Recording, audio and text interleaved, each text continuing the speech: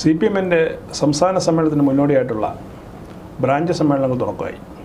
ഒപ്പം വിവാദങ്ങളും. എങ്ങനെയായിരിക്കും പാർട്ടിയുടെ മുന്നോട്ട് പോകുന്നത്? ഇപ്പോൾ സാന്ദർഭികമായി ചില കാര്യങ്ങൾ പറയാം. എന്നിട്ട് തുടങ്ങാം. മൊറാഴി അപ്പോൾ സാമ്രാജ്യത്വ വിരുദ്ധ കർഷക സമരം, അതിൻ്റെ പേരിൽ അറിയപ്പെടുന്ന മൊറാഴ, ഇപ്പോഴത്തെ പാർട്ടി സെക്രട്ടറി ഗോവിന്ദൻ്റെ സ്ഥലം. ഈ മൊറാഴയിൽ കഴിഞ്ഞ ദിവസം ഒരു ബ്രാഞ്ചിൽ എനിക്കൊന്ന് 14 പേരോളം ഒരുമിച്ച് അവർ ബോയ്ക്കോട്ട് ചെയ്തു, സമ്മേളനം ബഹിഷ്കരിച്ചു. കാരണം അവർ പറഞ്ഞിരുന്ന കാരണം എന്ന് പറയുന്നത് പാർട്ടി വിഷയങ്ങളല്ല, പക്ഷേ എങ്കിൽ പാർട്ടി വിഷയങ്ങളാണ് താൻ. അതായത് അവിടെ ഒരു ആന്തൂർ നഗരസഭയിലെ ഒരു നഴ്സറിയിൽ ഒരു അംഗനവാടി ഒരു വിഷയം, അതിൽ ആരോപണ വിധേയമായ ആളെ വളരെ ദൂരേക്ക് സ്ഥലം മാറ്റുകയും അടുത്ത സ്ഥലം മാറ്റുകയും ആരോപണ വിധേയ അല്ലാത്ത ആളിനെ വളരെ ദൂരേക്ക് സ്ഥലം മാറ്റുകയും ചെയ്തു. നേതൃത്വം ഇടപെട്ടിട്ടാണ് ചെയ്തത്.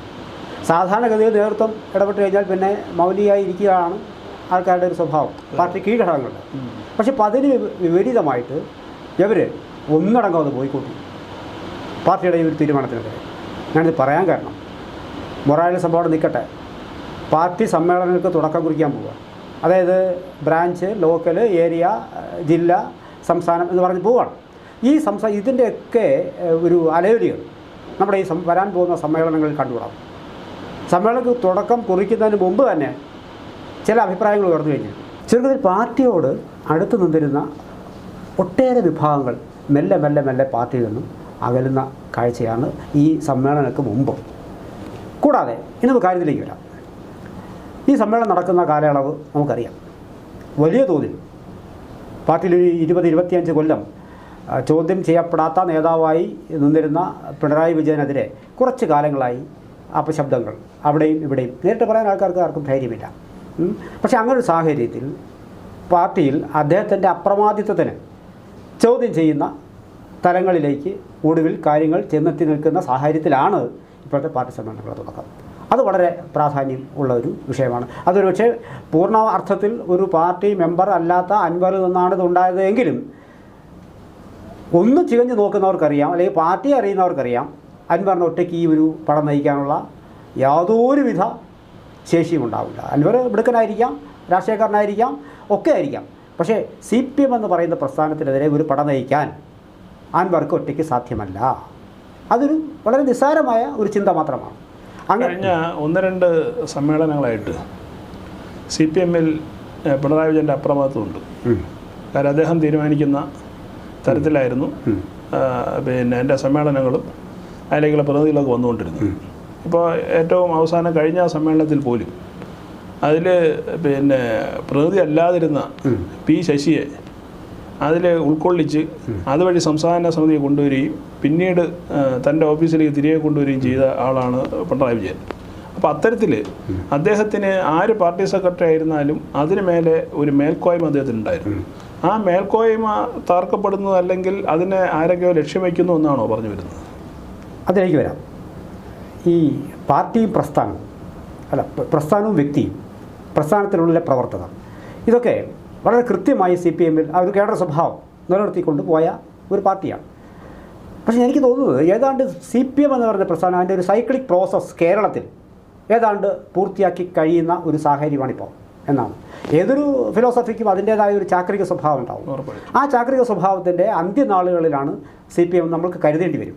കാരണം കഴിഞ്ഞ കുറച്ചേറെ നാളുകളായി പാർട്ടി എന്ന് പറയുന്നത് ഒരു വ്യക്തി, മുഖ്യമന്ത്രി എന്ന് പറയുന്ന ഒരു വ്യക്തി, ഈ പോളിറ്റ് ബ്യൂറോയ്ക്ക് പോലും അല്ലെങ്കിൽ പാർട്ടിയുടെ ഉന്നത ഘടകങ്ങൾക്ക് പോലും സംസ്ഥാന ഘടകത്തിലെ നേതാക്കളെ ചൊൽപ്പടിയിൽ നിർത്താൻ കഴിയാത്ത ഒരു സാഹചര്യം. ഇപ്പോൾ പാർട്ടിക്ക് അതീതനായി ഒരു വ്യക്തി വളർന്നു വരികയും ആ വ്യക്തി ഒരു ഭയം പാർട്ടി കീഴ്ഘടകങ്ങളിൽ വിതറുകയും ഈ പാർട്ടിയിലെ കീഴ്ഘടകത്തിലുള്ള രണ്ടാം നിര നേതാക്കൾ പോലും ഉയർത്തെഴുന്നേറ്റ് വരാത്തൊരു സാഹചര്യം ഉണ്ടാവുകയും അവർ പിണറായിക്കെതിരെ ശബ്ദിക്കാൻ, അല്ലെങ്കിൽ പാർട്ടിക്കകത്ത് ഉൾപാർട്ടി ജനാധിപത്യം ഉണ്ട് എന്ന് പറയുമ്പോഴും, അഭിപ്രായ സ്വാതന്ത്ര്യം ഉണ്ട് എന്ന് പറയുമ്പോഴും അത് ഇല്ലാത്തതിൻ്റെ വെളിച്ചത്തിലാണ് നമ്മൾ പറയുന്നത് ഏകാഭിപ്രായം എന്ന് പറയുന്നത്.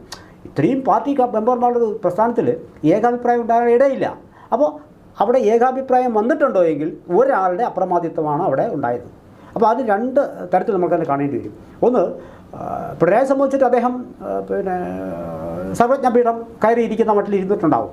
പക്ഷേ അദ്ദേഹത്തിനുള്ള അവസരം ഒന്നുകിൽ കൊടുക്കണമായിരുന്നു കീഴ്ഘടകങ്ങൾക്ക്, അല്ലെങ്കിൽ രണ്ടാം തര നേതാക്കളെ വളർത്തിയെടുത്ത് കൊണ്ടുവരാനുള്ള ഒരു ആർജവം അദ്ദേഹം കാണിക്കണമായിരുന്നു. അദ്ദേഹം എല്ലാ അധികാരവും തന്നിലേക്ക് ആവാഹിച്ചു. മറിച്ച് മറ്റുള്ളവരെന്താ വേണ്ടത്? ഇദ്ദേഹത്തെ ചോദ്യം ചെയ്യാനുള്ള ആർജവം സ്വയം സൃഷ്ടിച്ചെടുക്കണമായിരുന്നു. അതിന് ഇവർക്ക് കഴിഞ്ഞില്ല എന്നുള്ളതാണ്. ചുരുക്കത്തിൽ ഇത് രണ്ടും കൂടി ആയപ്പോൾ ഒരു വ്യക്തി പൂജയിലേക്കും ആരാധനയിലേക്കും ഇദ്ദേഹം എന്തോ ഒരു വലിയ അദ്ദേഹം ഉറപ്പായി നമുക്ക് തള്ളിക്കളയാൻ കഴിയില്ല. പിണറായി എന്ന് പറയുന്ന വ്യക്തിയെ നമുക്ക് ഒരിക്കലും തള്ളിക്കളയാൻ കഴിയില്ല. CPM എന്ന് പറയുന്ന പ്രസ്ഥാനത്തെ കേരളത്തിൽ നിന്നും പെട്ടെന്നൊന്നും തുറച്ചു മാറ്റാൻ കഴിയുന്ന പ്രസ്ഥാനമല്ല. അതൊക്കെ അവിടെ നിൽക്കട്ടെ, ഇതൊക്കെ ആവശ്യമുണ്ടായിരിക്കും. പക്ഷേ കോൺഗ്രസ് പോലും ഇവിടെ ആവശ്യമുണ്ട്, എല്ലാ പാർട്ടിയും പ്രസ്ഥാനങ്ങളുടെ ആവശ്യമുണ്ട്. പക്ഷേ ഇവിടെ സ്വാഭാവികമായി അദ്ദേഹം അഭിപ്രായ സ്വാതന്ത്ര്യം കട്ട് ചെയ്യുക വഴി അദ്ദേഹത്തിന് വളരാനുള്ള അവസരം അദ്ദേഹം സ്വയം ഉണ്ടാക്കിയെടുത്തു. പക്ഷേ മറ്റുള്ളവർക്ക് അതിന് കഴിഞ്ഞില്ല. അപ്പോൾ അങ്ങനെയാണ് സ്വാഭാവികമായ അന്ത്യത്തിലേക്ക് ഇത് പോകുന്നത്. പിന്നെ ശശിയുടെ കാര്യത്തിലൂടെ പറഞ്ഞിട്ട് നമുക്ക് അടുത്ത കാര്യം അല്ല, അതിനുമ്പ് ഒരു കാര്യം ചോദിച്ചിട്ട്, ഇപ്പോൾ 3 ടേമായിട്ട് പാർട്ടി സെക്രട്ടറി ആയിരുന്ന ആളാണ് പിണറായി വിജയൻ.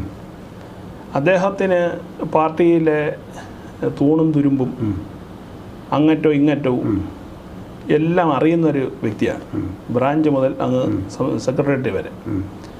അപ്പോൾ ഇത്രയ്ക്ക് പാർട്ടിയെക്കുറിച്ച് അല്ലെങ്കിൽ പാർട്ടിയിലുള്ള സഹാക്കളെക്കുറിച്ച് ഇത്രയും നല്ല അവഗാഹമുള്ള ഒരു നേതാവ് മുഖ്യമന്ത്രി സ്ഥാനത്തേക്ക് വന്നപ്പോൾ അദ്ദേഹം പാർട്ടിയിൽ നിന്ന് അദ്ദേഹത്തിന് കിട്ടിയ ഈ ഒരു മുന്നറിവ് അദ്ദേഹം ഭരണത്തിലും അതുവഴി പാർട്ടി നിയന്ത്രിക്കുന്നതിലും തുടർ ഭരണം കേരളത്തിൻ്റെ ചരിത്രത്തിൽ ആദ്യമായിട്ട്, ഒരുപക്ഷെ ഇന്ത്യയിലെ തന്നെ ചരിത്രത്തിൽ ആദ്യമായിട്ട് ഒരു കമ്മ്യൂണിസ്റ്റ് ഗവൺമെൻറ് അതും കേരളത്തിൽ തുടർ ഭരണത്തിലേക്ക് വരുന്നൊരു സാഹചര്യം ഉണ്ടാക്കി. അപ്പോൾ അങ്ങനെ ഒരു സാഹചര്യത്തിൽ പിണറായി വിജയനോടുള്ള ഈ അമർഷമോ അല്ലെങ്കിൽ ഈർഷ്യയോ എന്നൊക്കെ പറയുന്നതിനപ്പുറം പാർട്ടി വീണ്ടും ഒരു 3ാം ടേമിനെ കുറിച്ചല്ലേ ചിന്തിക്കേണ്ടത്? പാർട്ടി 3ാം ടേമിനെ കുറിച്ച് ചിന്തിച്ചിട്ടുണ്ട്. പക്ഷേ 3ാം ടേമിലേക്ക് കടക്കുന്നതിന് ചില വലിയ ഈ തടയണകളുണ്ട്. അങ്ങിങ്ങായിട്ട് പഞ്ചായത്ത് തലങ്ങളിലും ബ്ലോക്ക് തലങ്ങളിലും ഒക്കെ തന്നെ ചില തടയണകളുണ്ട്. അപ്പോൾ അത് മറികടക്കുക എന്നുള്ള ലക്ഷ്യമുണ്ടില്ലെന്ന് പറയുന്നില്ല. 3ാം ഇങ്ങനെ പോയാൽ അത് പ്രതിപക്ഷത്തിൻ്റെ ഇപ്പോഴത്തെ നില വെച്ച് നോക്കുമ്പോഴത്തേക്കും 3ാം ടൈം ഇവർക്ക് സ്വാഭാവികം കിട്ടേണ്ടതാണ്. അപ്പോൾ അങ്ങനെ കിട്ടുമെന്നൊരു ബോധ്യത്തിനൊടുവിലാണ് വാസ്തവത്തിൽ ഈ അധികാരത്തിലേക്കുള്ള പിടിപെടികൾ ഉണ്ടാകുന്നത്. അതുകൊണ്ടാണ് പുതിയ ഗ്രൂപ്പുകൾ ജനിച്ചു വരുന്നത്. അതുകൊണ്ടാണ് ഇപ്പോൾ ഇവിടെ പാർട്ടി സംസ്ഥാന കമ്മിറ്റിയുടെ ഒരു നിരീക്ഷണം, ഏറ്റവും ഒടുവിൽ നിരീക്ഷണം എന്ന് പറയുന്നത് കീഴ്ഘടകങ്ങൾ ദുർബലമായിക്കൊണ്ടിരിക്കുന്നു എന്നർത്ഥം എന്നാണ് അവർ തന്നെ പറയുന്നത്, നമ്മളല്ല പറയുന്നത്, അവർ തന്നെ പറയുകയാണ്. അപ്പോൾ അങ്ങനെ അവർക്കൊരു നിഗമനത്തിലേക്ക് അവരെത്തിയിട്ടുണ്ട് എങ്കിൽ അതിനർത്ഥം എന്താ? കീഴ്ഘടകങ്ങളും ഉപരിഘടകങ്ങളും അത് വേറിട്ട് പോവുകയാണ്, ഇത് ഡിറ്റാച്ച് ചെയ്യപ്പെടും എന്നുള്ളതാണ്. അതെ, കീഴ്ഘടകങ്ങൾ ദുർബലപ്പെടുന്നതിൻ്റെ മറ്റൊരു കാരണം എന്ന് പറഞ്ഞത് അവർക്ക് വോയിസ് ഇല്ല, അതായിരിക്കാം കാരണം. ആയിരിക്കാം, പല കാരണങ്ങളുണ്ടാവാം. അപ്പോൾ അതിനകത്ത് പാർട്ടി നേതാക്കളെ വേണ്ടിയുള്ള അടിമപ്പണി ചെയ്യുന്നതായിട്ട് അവർക്ക് തോന്നിയിട്ടുണ്ട് പല ഘട്ടങ്ങളിൽ. അപ്പോൾ കീഴ്ഘടകങ്ങൾ വേറിട്ട് പോകുന്നു എന്ന് വെച്ച് കഴിഞ്ഞാൽ അത് സംസ്ഥാന സമിതി തന്നെ കണ്ടെത്തുമ്പോൾ സ്വാഭാവികമായിട്ടും പാർട്ടി ഇതിൽ നിന്ന് പതിയെ വേറിട്ട് പോകുന്നു എന്നാണ് പറയുന്നത്. പിന്നെ മറ്റൊരു വിഷയം എന്ന് പറയുന്നത്, ഇപ്പോൾ താങ്കൾ നേരത്തെ ചോദിച്ചതുപോലെ ഈ ശശിയുടെ വിഷയം എന്ന് പറയുന്നത്, ഇപ്പോൾ ശശിയെയും നമ്മുടെ ജയരാജനെയും പൊളിറ്റിക്കൽ സെക്രട്ടറിയായും ഇ.പി. ജയരാജനെയും പൊളിറ്റിക്കൽ സെക്രട്ടറിയായും LDF കൺവീനറായും വച്ചത് ഒരേ കമ്മിറ്റിയുടെ തീരുമാനമായിരുന്നു. അവിടെ നിന്ന് ഈ ഒരു ജാഗ്രതക്കുറവ് ഉണ്ട് എന്ന്, ജയരാജന് ജാഗ്രതക്കുറവുണ്ട് എന്ന് കുറച്ച് കാലങ്ങളായി സ്ഥാപിച്ച് കൊണ്ടുവരാനുള്ള ശ്രമം ഉണ്ട്, ഇല്ലെന്ന് പറയുന്നില്ല നമ്മൾ. ആ ശ്രമത്തിനൊടുവിൽ ജയരാജന് ഇപ്പോൾ പിൻവാങ്ങേണ്ടി വന്നു. പക്ഷേ അതിലേറെ ആരോപണ വിധേയനായ ശശി അവിടെ തുടരുകയും ചെയ്യുന്നു. സ്വാഭാവികമായ അമർഷം ഉണ്ടാവില്ലേ? ഇത് അമർഷം ഉണ്ടാവും. അതുപോലെ തന്നെ ജയരാജനെ ഇപ്പോൾ ഒരു LDF കൺവീനർ മാറുന്നത് ആദ്യമൊന്നുമല്ല.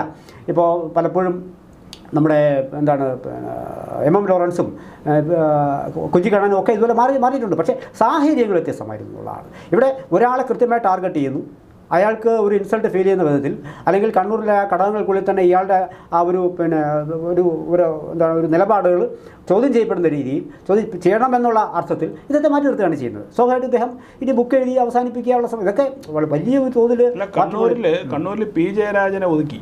P. ജയരാജൻ ഈ നേരത്തെ പറഞ്ഞാൽ വ്യക്തിപൂജ വിവാദത്തിൽപ്പെട്ടിട്ടാണല്ലോ അദ്ദേഹത്തിനെതിരെ നടപടി. അപ്പോൾ അതേ വ്യക്തിപൂജ വേറെ തരത്തിൽ ഇവരെല്ലാവരും കൂടി ചേർന്ന് പിണറായിയിലെ നേരത്തെ നടത്തുന്നുണ്ട്. നേരത്തെ പറഞ്ഞതല്ലേ നിൽക്കുന്നുണ്ട്, അതിന് കുഴപ്പമില്ല. പക്ഷേ അവിടെ P. ജയരാജൻ എന്ന് പറയുന്ന കണ്ണൂരിലെ ശക്തനായിരുന്ന സഹാബിനെ ഒരു മൂലയ്ക്ക് ഒതുക്കിയിട്ട് അതിനുശേഷം ഇപ്പോൾ E.P. ജയരാജൻ എന്ന് പറയുന്ന രണ്ടാമത്തെ ആളിനെയും ഒതുക്കിയിരിക്കുകയാണ്. അപ്പോൾ ഇനി അവിടെ ജയരാജന്മാരിൽ ആകെയുള്ളത് M.V. ജയരാജനാണ്. M.V. ജയരാജൻ നേരത്തെ ഇദ്ദേഹത്തിൻ്റെ ഓഫീസുണ്ടായി തിരിച്ച് പാർട്ടിയിലേക്ക് തിരിച്ചുപോയി. അപ്പോൾ ഈ മുഖ്യമന്ത്രി ഓഫീസിലെ ഈ പറഞ്ഞ ഈ എന്താണ് വൃത്തികേടുകൾ കണ്ടിട്ടാണോ അദ്ദേഹം കളഞ്ഞിട്ട് പോയത്, അതോ എന്നുള്ള സംശയവും ആളുകളുടെ ഇടയിലുണ്ട്.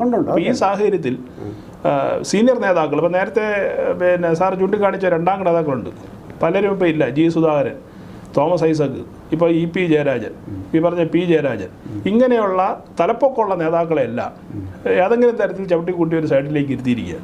അപ്പോൾ ഈ ഒരു സാഹചര്യത്തിൽ ഇനി എങ്ങനെയാണ് 2ാം നിര നേതാക്കൾ പിന്നെ തല ഉയർത്തി മുന്നോട്ട് വരുന്നതെന്നുള്ളത്? അതിലൊരു വിഷയം എന്ന് പറയുന്നത്, പിന്നെ പിണറായി ഒരിക്കലും ഒരു പാർട്ടി വിരുദ്ധനായിരുന്നില്ല. പക്ഷേ ഭാഗ്യക്കേട് കൊണ്ട് നാളേറെ കഴിയുമ്പോൾ അദ്ദേഹത്തെ 2 ഫേസായിരിക്കും നമ്മളിവിടെ കേരളം ചർച്ച ചെയ്യപ്പെടുന്നത്. ഒന്ന്, പിന്നെ എല്ലാ അർത്ഥത്തിലും അധികാരം തന്നിലേക്ക് ആവാഹിച്ച ഒരു പിന്നെ സർവശക്തനായ നേതാവ് എന്നുള്ള നിലയിൽ, പക്ഷേ നിങ്ങളൊക്കെ പറയുന്നത് പോലെ എല്ലാവരും തന്നെ ഏകാധിപതിയോ അങ്ങനെ അല്ലെങ്കിൽ അങ്ങനെ ഒരു സംഭവത്തിലേക്ക് അദ്ദേഹത്തെ പറയും.